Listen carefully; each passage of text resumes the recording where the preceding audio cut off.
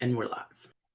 Hello and happy Wednesday. Welcome to Picks and Parlays Power Hour. I'm your host, Hannah Mears. You can follow me on Twitter at HannMears. Get my Mearsy Minutes daily. Better yet, make sure you follow, like, subscribe, ring the bell for notifications for all things Picks and Parlays so you don't miss a single second of our action here. We are live Monday through Friday on the Power Hour, 3 p.m. Eastern. So make sure you follow along. It's time to bring in my first guest, the boss man, Craig Trapp, and we're going to do some NCAA college rapid fire. Hopefully your brain is still good. I know you're out there in Vegas, so I'm sure you've seen a lot of numbers flying around, might be losing some money, but we're going to keep it optimistic here, Craig. Let's get this money back. College football rapid fire, 5 games, 5 minutes, go. Whoa, this one's a tough one. Like, you see Tennessee, you come off all those wins, you see Alabama struggling, Bryce Young still up in the air if he's going to play. I believe he probably will, because this could be the season for Alabama. I mean, Alabama, if you don't win the national championship, it's a losing year now with Saban. So I do think Tennessee keeps it, though, close. I think it's a 7.5 at home. 2 undefeated teams. Give me the 7.5 here with Tennessee. I just think this is not the year that Tennessee can beat them, but I think they put the scare into Alabama for the second straight week. Alabama has to survive late. I think it's hard not to pick Tennessee with this big of a gap here because of how well they've been performing until they can prove, that maybe they're not as hyped as they should be. But I don't know. I like it with Tennessee as well. I like that. If you want more Craig's picks, remember, we'll get to the rest of this rapid fire, but you can go to our website, picksandparlays.net. Anything you purchase right now, 25% off using promo code quarter. All right, Craig, let's look at our next game here. Oklahoma State at TCU. The Horned Frogs favored at -3.5 at home, total at 68.5. But what are you interested in this game? I mean, if you'd have seen an advanced line on this one, I'm sure Oklahoma State would have been favored by 3 to 6 points, if not maybe even 7. TCU, it's a nice story, nice turnaround. I thought getting rid of Gary Patterson was a huge mistake. I thought he's one of the best coaches around. Maybe it wasn't. Maybe they just needed a new voice there. They have a lot of speed, but the one thing I think Oklahoma State has that TCU doesn't is the trenches. I think they're going to win the offensive line, the defensive line, beat them up inside. I think Oklahoma State's the better defense. I think they're the better running game. Give me Oklahoma State plus 3.5 here. I think even if TCU does win, it's within a field goal. So I definitely think that 3.5 is an easy number to cover. All about the trenches. Oklahoma State at 3.5. NC State and Syracuse. Syracuse, the team, favored in this one at -3.5, and I'm not sure I believe in them anymore. In the beginning of the season, they were looking so good. They were rolling, but this NC State team intrigues me just a bit more. Total at 43, but who are you siding with in this matchup? Yeah, NC State had to survive that game last week. I mean, they really probably should have lost that game, but, Florida State gave it to them. Syracuse, on the other hand, it's like, they run the ball very well. They're not bad on defense, but can they beat a top 20 team even at home? I just don't think so. I don't think they should be favored here. I actually think probably NC State should be favored by 3 here. I like NC State getting the 3.5. I just think it's underdog weekend here, and we continue the trend with the third straight underdog. NC State covers. I think that they're giving teams that don't necessarily deserve to be dogs in this way, they're making them dogs. So heck yeah, pick them. Underdog weekend. Let's go. Let's see our next one. Will we follow the same trend? Mississippi State at Kentucky. We were just talking about Kentucky. Will Levis. They're really fun to watch. They're a good program, great marketing, and they're favored at -6.5 at home. Is that too much? The total set at 46 as well. What do you think? Well, Kentucky quarterback Levis is probably on most draft boards. He's top 3 quarterback. He's cost them a few games, in my opinion, though. 2 fumbles at was it Ole Miss? I mean, they should have won that game. They had 2 opportunities, both just unfortunate, let's just say that. Mississippi State has done nothing wrong here, and I think they're the more explosive offense. That's pretty clear. It's just too many points. I think Kentucky wins, but I think it's a field goal game late. Give me 6.5 points. Mississippi 3.5 points. I'm sorry, the other one was 3.5 points. It said 6.5, but it is 3.5. Give me 3.5 Mississippi State. I was gonna say, I was like 6.5 feels like a lot. Yeah. I was like, I'd be taking that every day, all day, but still, yeah, I think this one could be a field goal range as well. I think they win. I really do. I think Mississippi State's going to win the game. I think Kentucky's a nice story. They beat Florida early. They got a lot of people saying, hey, this team's for real. And they are a very good team. But to me, you got to be able to make that play. And Mississippi State's been making the play all year long. Give me Mississippi State again. Yeah, they've got the coach that can help them do it as well. So that's Yeah. a fun one. All right, my Yeah. Nittany Lions at Michigan in the Big House. Michigan at -7. I feel something in me saying that might just be too many points for a Penn State defense that has looked phenomenal this season. They have 4 guys that are like top in pass breakups. They've got good young guys in the trenches. I mean, they're rushing the quarterback. Michigan's been good, sure, in the same way, but I think the thing here for me is this Michigan offense over the Penn State defense. However, it's going to be a battle of defense for me. So I'm looking at that total maybe a little bit more, but what do you like? It would be 5 underdogs today if I pick up Penn State. And I do think 7 looks really good, but I think the safer play here, I think you take the first half over. I think Michigan will be able to run the ball. I think Penn State will be able to pass the ball. I think they're both going to score. I was kind of thinking, that Penn State be up half, like 17-13 type, and then Michigan come back and win a tight game. I kind of see that. You think defense when you think Michigan, but this running game has been chewing it up in chunks, not just, 5 yards like it was a lot last year. I mean, they're running 40, 50-yard plays. So give me the over in the first half, 24.5. If I had to take the game, I would take Penn State, and we make it a clean sweep with the all underdog play on the rapid fire. Yeah, I might be tempted to make one of my picks this weekend, go with my Lions since I'm not covering them this week. So I can at +7 just because I think it's too much for the defense that they have. I really do. I think they've looked great. So make sure, everybody, if you like what's going on here, like, subscribe, ring the bell for notifications. Picks and Parlays Power Hour live Monday through Friday at 3 p.m. Eastern. Craig, thank you as always for your college football expertise. All right, now we move into the NFL slate. Craig's Bengals in New Orleans. Joey B returns back to Louisiana this weekend. 2 teams that haven't met since 2018, though.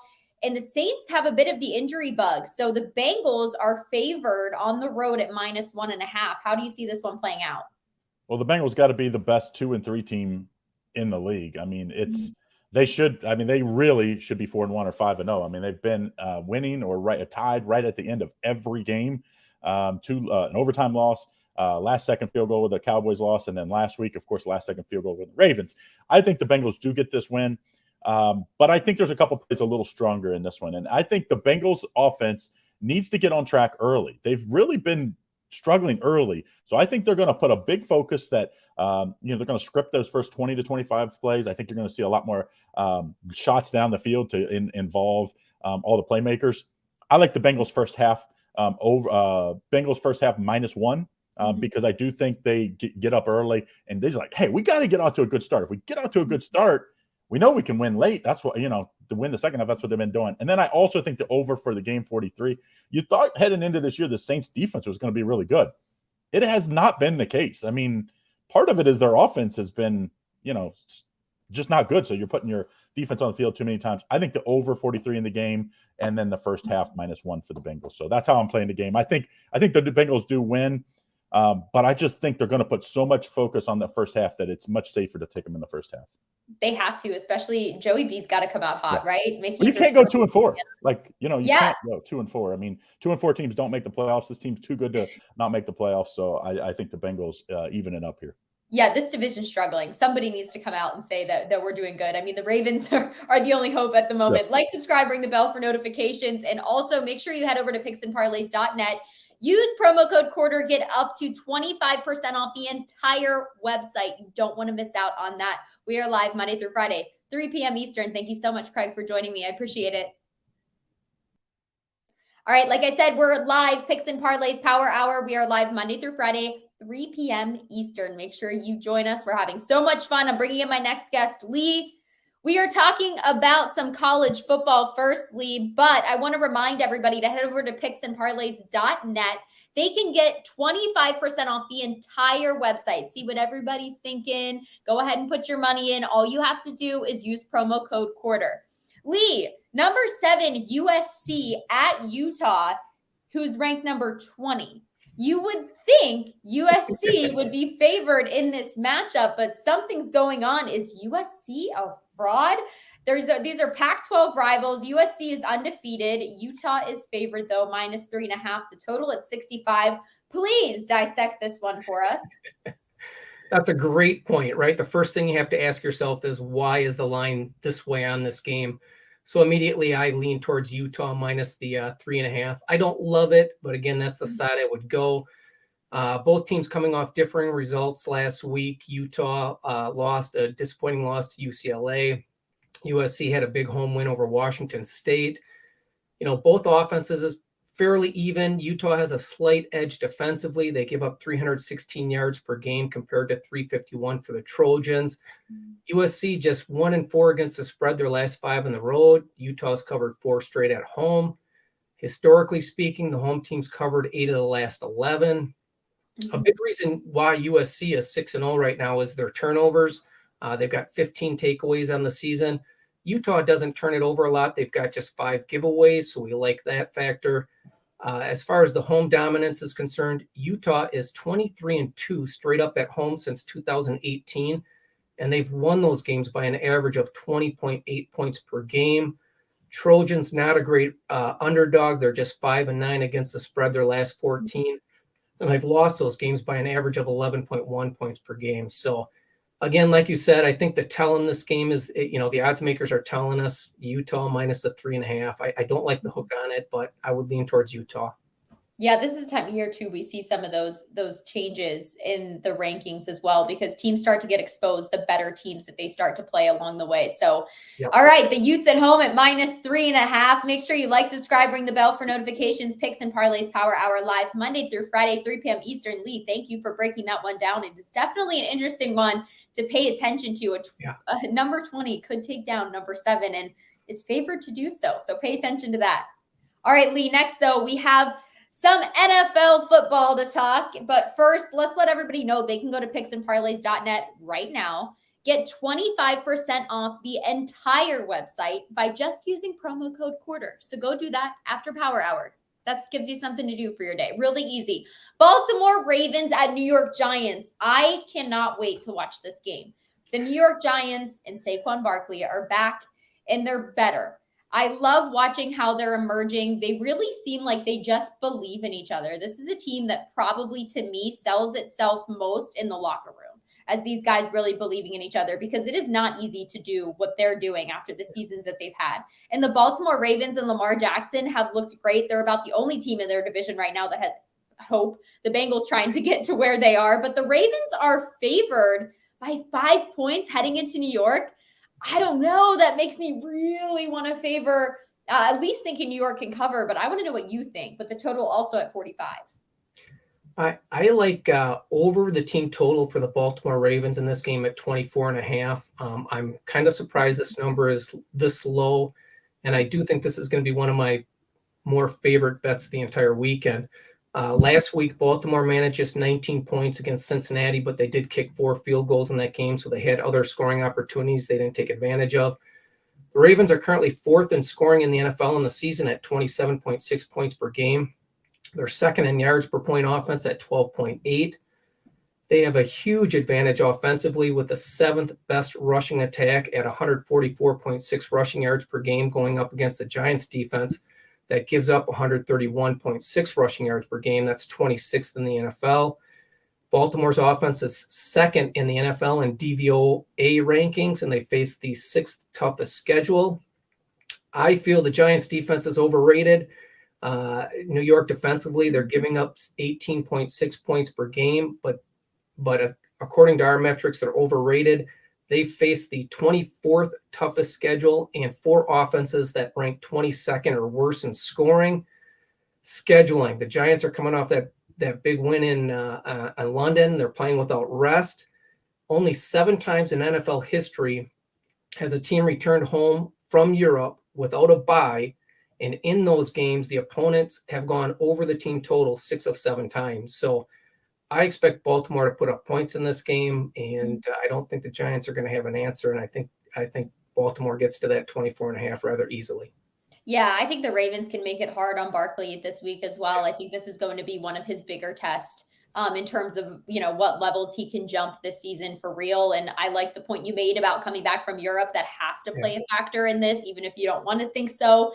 It has to play a factor in it. And I really think that Baltimore has been a team, like you said, the scoring, but also their kicker. Like they're going to score points one way or another. If they get down the field, they're going to put points on the board, whether it's a field goal or a touchdown. So I think, taking some points with them there, getting them over is definitely a good bet. Thank you, Lee, as always, for your expertise. You're always bringing so many facts. Like, subscribe, ring the bell for notifications. Picks and Parlays Power Hour live Monday through Friday, 3 p.m. Eastern. Thanks again, Lee. Thanks, Hannah. We are live on Picks and Parlays Power Hour. I'm your host, Hannah Mears. Hannah Mears, you can follow me on Twitter at Hannah Mears. Yeah, let me just completely abbreviate my name. You can call me whatever you'd like. That's fine. Let's bring in my next guest on Power Hour, Dan the Man. We're going to be talking some college football, Washington State at Oregon State. But first, let's let everyone know right now they can go to picksandparlays.net, use the promo code quarter, and get 25% off the entire website. So after the Power Hour is over, this gives you something fun to do to stay with us here at Picks and Parlays. Washington State at Oregon State.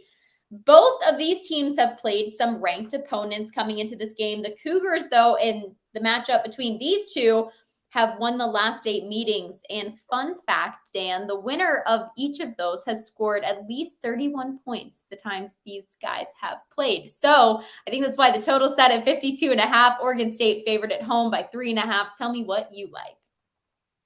Yeah, both these teams kind of started out the season alike. They both won their first 3 games. Washington State got that win over Wisconsin that everybody thought was a big win, but if you look at Wisconsin now, it doesn't look so good, But then they lost by 3 to Oregon in a game they probably should have won, and then they went in to play the USC last week, and again they played well the first half. They were only down 3, and they just couldn't get the job done in the second half and lost by 16. Oregon State. They played USC tough. They lost 17-14 to USC, but they got pounded by Utah 42-16. Last week against Stanford, Oregon State needed a 18-3 scoring run in the fourth quarter to beat a bad Stanford team. So it's hard to tell what you're going to get from Oregon State in this one. I look at these two teams; they're pretty much even. They kind of like have the same offenses. The defenses are roughly the same, and so both teams were bad last week on third down efficiency. They both committed a ton of penalties. This game could go either way. The Cougars are 5-1 though in the last 6 in Oregon State. The road team was 9-4 against the spread in the last 13 meetings. I go back to like what Mike Leach said in one of his press conferences. A beaver wouldn't stand a chance against a cougar in nature. So I'm taking the 3.5 points in this one and taking the Cougars. All right. So the Cougars obviously eating the Beavers in this one, taking them as the dogs. I like that. I like that reference. I mean, at this point, when you have so many things that are even and you're just not sure which way to go, you got to look at something, right? I do think this is the better pick though, too, in the sense of they're pretty even, but I could really see Washington State going in there and getting away with this one, sneaking away with this one. Thank you so much, Dan, for your college football picks. Always appreciate you. Make sure you like, subscribe, ring the bell for notifications. Picks and Parlays Power Hour live Monday through Friday, 3 p.m. Eastern. All right, Dan and I are now going to talk some Thursday night football props. I'm excited to see what yours are because I made one of mine earlier. So I'm excited to see that. But before we reveal your Thursday night football props, make sure after Picks and Parlays Power Hour, you head over to picksandparlays.net. Use the promo code quarter. Get 25% off the entire website. Stick with us here at Picks and Parlays.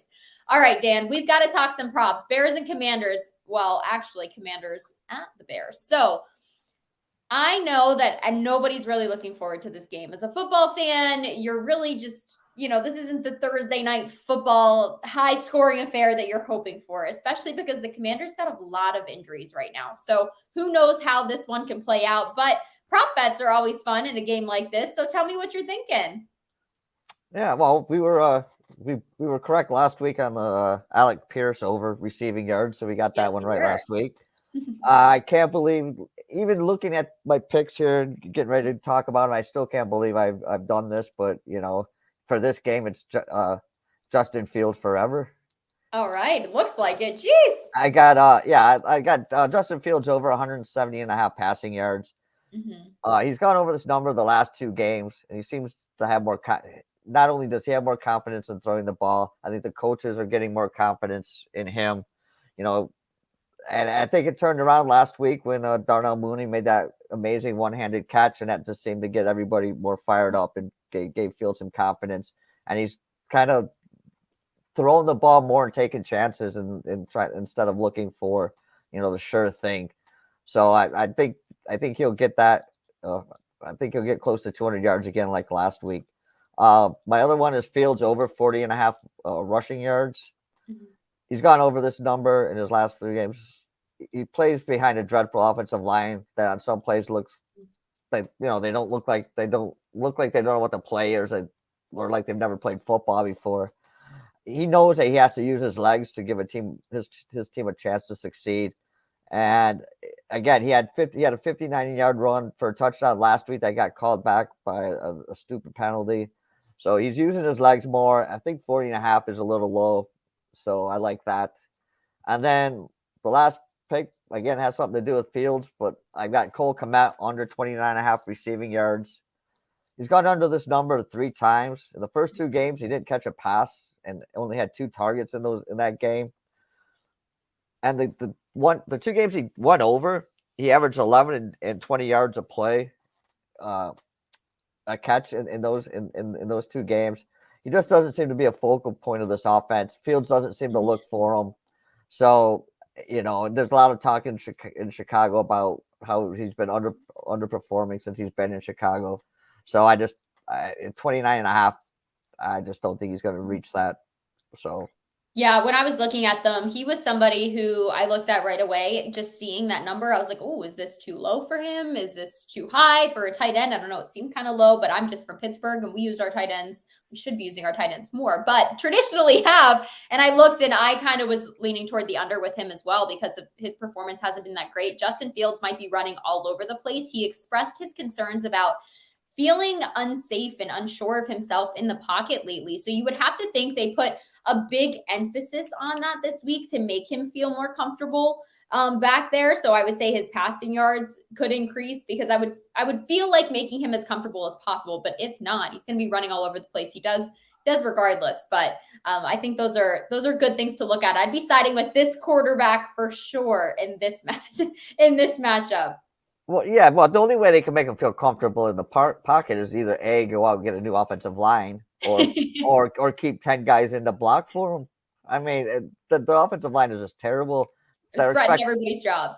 Yeah, well, that's pretty much the done deal. I think Cody Whitehair's due back in a couple weeks, and they're already talking about he'll take over, and then they'll move Patrick over back to center, and they think that'll shore up the offensive line a little bit. But until then, you know, the Fields has just got to stay alive.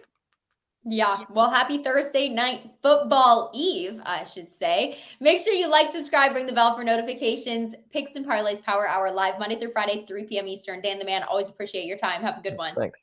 Yep, you too.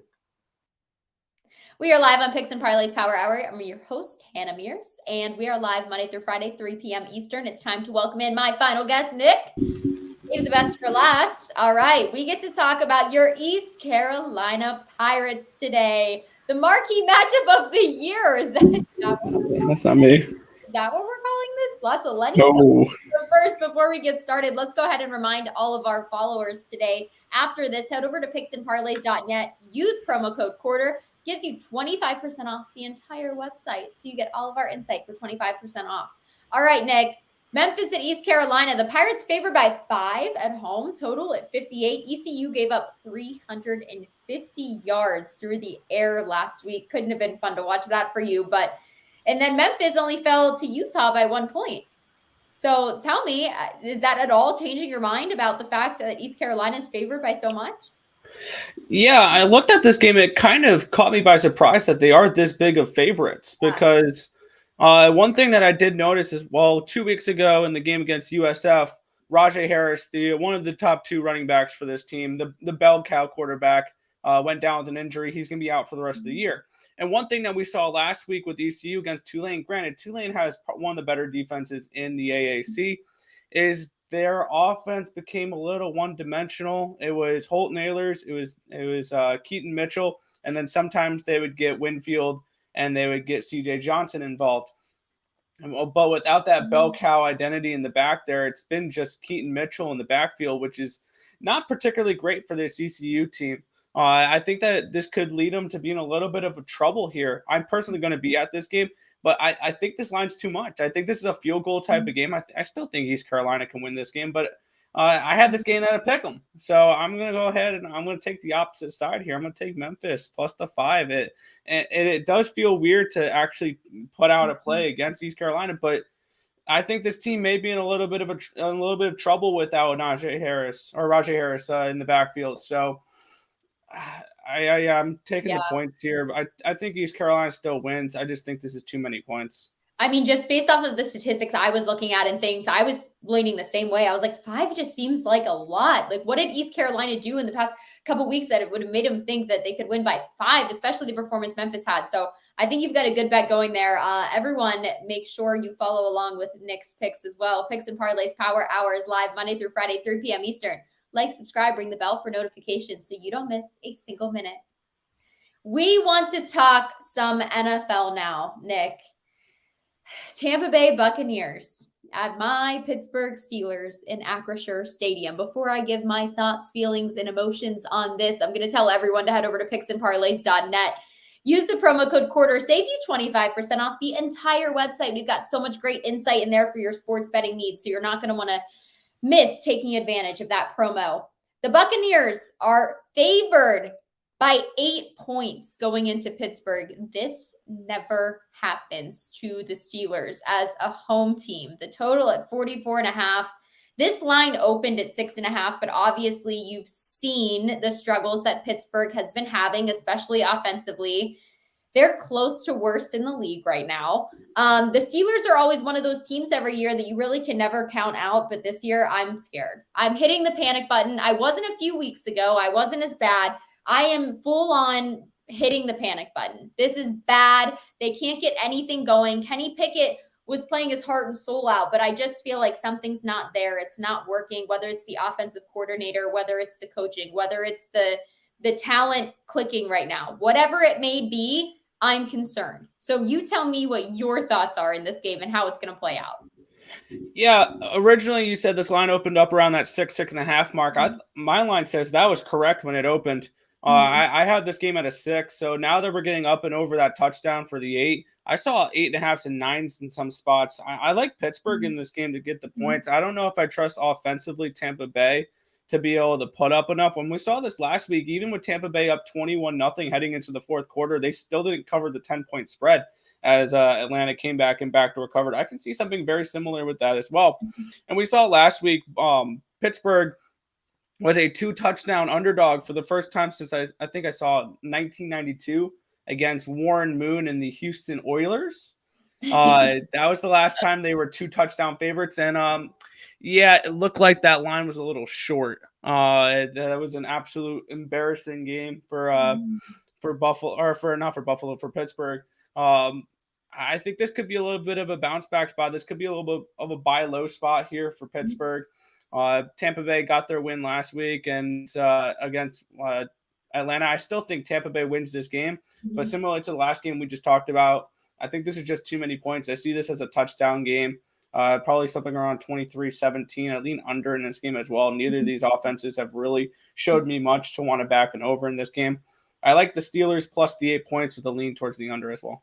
Yeah, I think that could be something that I would look to. Maybe I'll look to parlay something around there. Although I haven't been high on the Steelers as a Steelers fan, I still think that this is a lot. And I get why it's a lot based off of the performance Pittsburgh had last week, but they were against a Bills team in Buffalo that is looking to be very high as a Super Bowl contender so far this season. So I think it's a little hard to base this number off of last week and look more back at, what the Steelers can traditionally do if they get the ball rolling.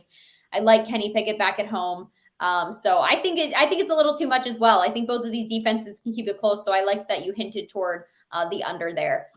That is it for Picks and Parlays Power Hour this Wednesday. Nick, best of luck to you. Have fun at that ECU game. Make sure if you want any more of our content, you like, subscribe, ring the bell for notifications. Picks and Parlays Power Hour live Monday through Friday, 3 p.m. Eastern. Thanks for joining us.